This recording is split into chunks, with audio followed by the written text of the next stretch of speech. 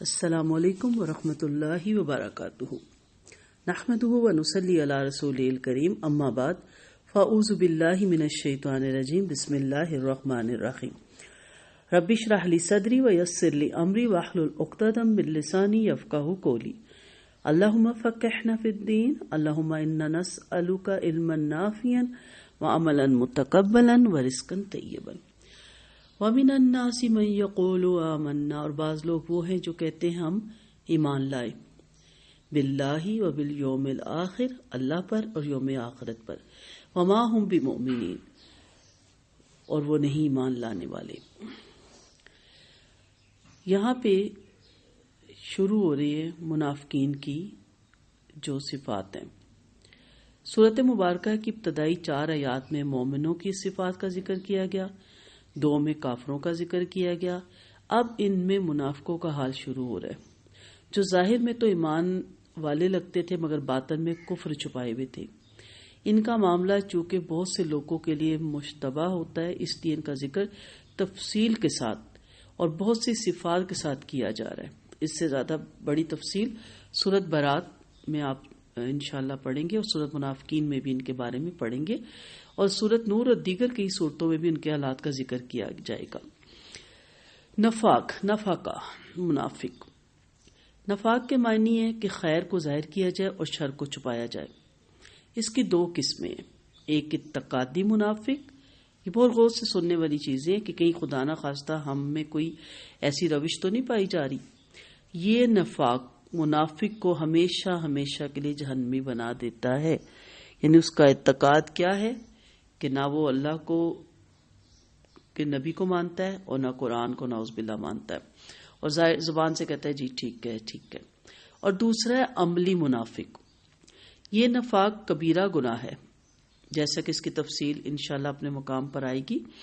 اب جو اعتقادی نفاق والا ہے وہ ہمیشہ کے لیے جہنمی ہے، لیکن عملی نفاق والا بھی کبیرہ گناہ کا مرتکب ہوتا ہے، کیونکہ عملی نفاق والا دل سے تو مانتا ہے اللہ ہے، نبی کریم صلی اللہ علیہ وسلم اللہ کے رسول ہیں اور یہ قرآن برحق ہے، لیکن عمل سے وہ اس پہ چلنے کے لیے تیار نہیں ہوتا۔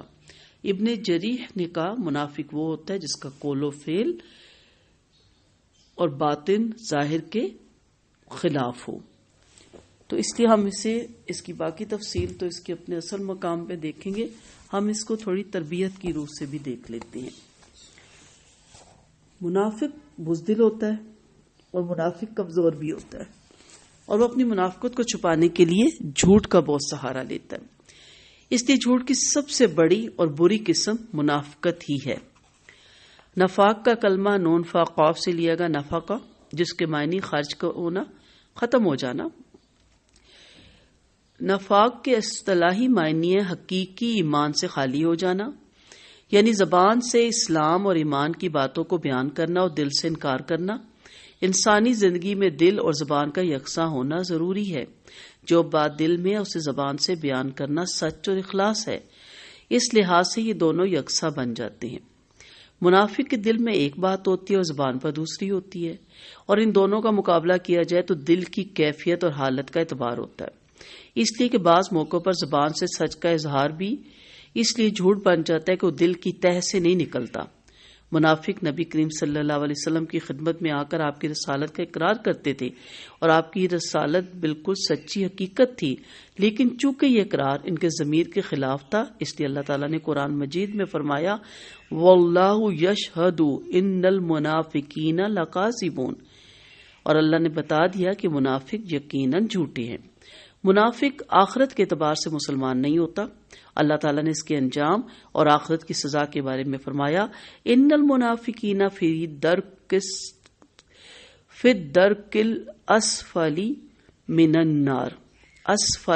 النار ولن تجد لهم نصیرا، یقین جانو کہ منافق جہنم کے نچلے درجے میں جائیں گے اور تم کسی کو ان کا مددگار نہیں پاؤ گے۔ اسی طرح کسی عمل کی دلی غرض کچھ اور ہو اور ظاہر کچھ اور کیا جائے تو وہ بھی جھوٹ ہے۔ نبی کریم صلی اللہ علیہ وسلم نے فرمایا قیامت کے دن اللہ کے سامنے 3 شخص، یعنی ایک عالم، ایک شہید اور ایک دولت مند سخی پیش کیا جائے گا، اور یہ بڑی لمبی حدیث ہے۔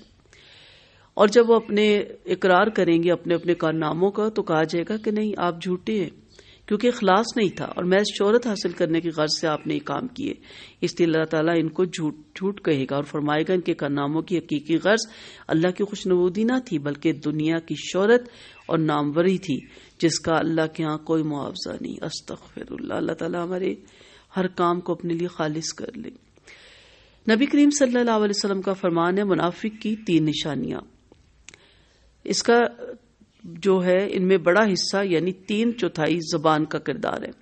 نبی کریم صلی اللہ علیہ وسلم نے فرمایا جس میں 4 باتیں وہ پکا منافق ہے، اور جس شخص میں ان میں سے ایک بات ہو تو اس میں نفاق کی ایک نشانی پائی جاتی ہے جب تک وہ اس کو چھوڑ نہ دے۔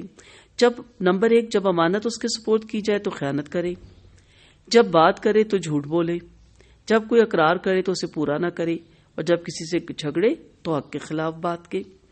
ایک روایت میں یہ بھی ہے کہ جب وہ کسی سے لڑے تو گالیاں دے۔ اس روایت پر غور کرے تو نفاق کے بڑے حصے کا تعلق زبان ہی سے ہے، اس لیے علماء نے نفاق کو زبان کی برائیوں اور گناہوں میں گنا ہے۔ اللہ کے ہاں ایک مسلمان کی جو پہچان ہے وہ 3 ہے۔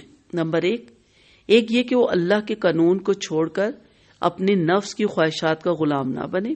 نمبر 2 خدائی قانون کے مقابلے میں اپنے خاندان کے رسم و رواج اور باپ دادا کے طریقوں کو ترجیح نہ دے۔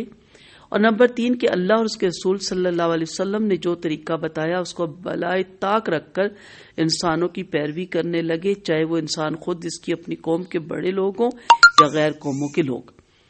تو ان تینوں چیزوں کو دیکھیں، خدا نخواستہ اگر ہمارے اندر یہ ہیں تو پھر ہم منافق کی کیٹیگری میں چلے جائیں گے۔ اب نفس کی بندگی کیا ہے؟ اس کے برخلاف اگر کوئی شخص یہ کہتا ہے کہ اللہ اس کے رسول صلی اللہ علیہ وسلم کا ارشاد تو ہے لیکن میرا دل نہیں مانتا، نعوذ باللہ، مجھے تو اس میں نقصان نظر آتا ہے، یہ آج کے دور پہ اپلائیبل نہیں، اس لیے میں اللہ اور اس کے رسول کی بات کو چھوڑ کر اپنی رائے پہ چلوں گا، تو ایسے شخص کا دل ایمان سے خالی ہوگا، وہ مومن نہیں بلکہ منافق ہے، کہ زبان سے تو کہتا ہے کہ میں اللہ کا بندہ ہوں، رسول کا پیروکار ہوں، مگر حقیقت میں اپنے نفس کا بندہ اور اپنی رائے کا پیروکار بنا ہوتا ہے۔ کیا ہم ان لوگوں میں شامل نہیں ہوتے؟ ہم زبان سے اللہ اور اس کے رسول اور قرآن پہ جان دینے کے لیے بھی حاضر ہیں، لیکن عملاً ہماری پیدائش سے لے کے فوتگی تک ہمارے تمام رسم و رواج، ہماری تمام مرنے جینے کی جو رسمیں ہیں، فوتگیوں کی یا شادیوں کی، آپ دیکھ لیں کہ کیا اللہ اور رسول نے ایسے فرمایا۔ اسی طرح اگر کوئی شخص یہ کہتا ہے کہ اللہ رسول کا حکم کچھ بھی ہو مگر فلاں بات تو ہمارے باپ دادا سے چلی آ رہی ہے، ہمارے خاندان میں یہ ہوتا ہے، اس کو کیسے چھوڑا جا سکتا ہے، یا فلاں قاعدہ قانون تو میرے خاندان یا برادری میں مقرر ہے، اسے میں کیوں کر توڑ سکتا ہوں، تو ایسے شخص کا شمار بھی منافقوں میں ہی ہوگا، خواہ نماز پڑھتے پڑھتے اس کی پیشانی پر کتنا ہی بڑا نشان پڑ گیا ہو، اور ظاہر میں اس نے کتنی ہی سیرت النبی کے مطابق صورت بنا رکھی ہو، اس لیے کہ دین کی اصل حقیقت اس کے دل میں اتری نہیں۔ دین رکوع اور سجدے اور روزے اور حج کا نام نہیں، اور نہ دین انسان کی صورت اور اس کے لباس میں ہوتا ہے، بلکہ اصل میں دین نام ہے اللہ اور اس کے رسول کی اطاعت کا۔ یہ یاد رکھیے گا، حلیے سے نہیں وہاں پہ جنت ملے گی، اصل دین ہے اللہ اور اس کے رسول کی اطاعت کا۔ جو شخص اپنے معاملات میں اللہ اور اس کے رسول کی اطاعت سے انکار کرتا ہے اس کا دل حقیقت میں دین سے خالی ہے، اس کی نماز اور اس کا روزہ اور اس کے دوسرے اعمال ایک دھوکے کے سوا کچھ بھی نہیں ہے۔ اسی طرح اگر کوئی شخص اللہ کی کتاب اور اس کے رسول کی ہدایت سے بے پرواہ ہو کر کہتا ہے کہ فلاں بات اس لیے اختیار کی جائے کہ وہ انگریزوں میں رائج ہے، فلاں بات اس لیے قبول کی جائے کہ فلاں قوم اس کی وجہ سے ترقی کر رہی ہے، اور فلاں بات اس لیے مانی جائے کہ فلاں بڑا آدمی ایسا کہتا ہے، تو ایسے شخص کو بھی اپنے ایمان کی خیر منانی چاہیے۔ یہ باتیں ایمان کے ساتھ جمع نہیں ہو سکتی۔ مسلمان ہو اور مسلمان رہنا چاہتے ہو تو ہر اس بات کو اٹھا کر دیوار پر دے مارو جو اللہ اور اس کے رسول کی بات کے خلاف ہے۔ اگر آپ ایسا نہیں کر سکتے تو اسلام کا دعویٰ ہمیں زیب نہیں دیتا۔ زبان سے کہنا کہ ہم اللہ اور اس کے رسول کو مانتے ہیں مگر اپنی زندگی کے معاملات میں ہر وقت دوسروں کی بات کے مقابلے میں اللہ اور رسول کی بات کو رد کرتے رہنا نہ ایمان ہے نہ اسلام، بلکہ اس کا نام منافقت ہے۔ تو کوشش کریں اپنے ایمان کو چیک کرنے کی کہ کیا میں ابھی بھی دعویٰ تو کر رہی ہوں لیکن حقیقت میں کیا واقعی میرا ایمان ہے یا خدا نخواستہ عملی منافق کے کہ اعتقادی منافق کے تو زمرے میں انشاءاللہ ہم نہیں آئیں گے، لیکن کیا میں عملی منافق کے زمرے میں تو میرا شمار نہیں ہو رہا؟ اللہ تعالی ہمیں اور آپ کو حقیقی مسلمان بننے کی توفیق دے۔ ان آیتوں میں آپ کو میں نے جیسے پیچھے مومن کی ڈیفینیشن بتائی، ایک ایک آیت میں منافق کی اور فاسد کی اور فاسد کی اور ظالم کی ڈیفینیشن اس لیے تفصیل سے بتاؤں گی کیونکہ ان چیزوں سے آپ باہر نکلیں گے تو پھر حقیقت میں آپ اسلام کو پا سکیں گے۔ دعاؤں میں یاد رکھیے گا۔ السلام علیکم ورحمۃ اللہ وبرکاتہ۔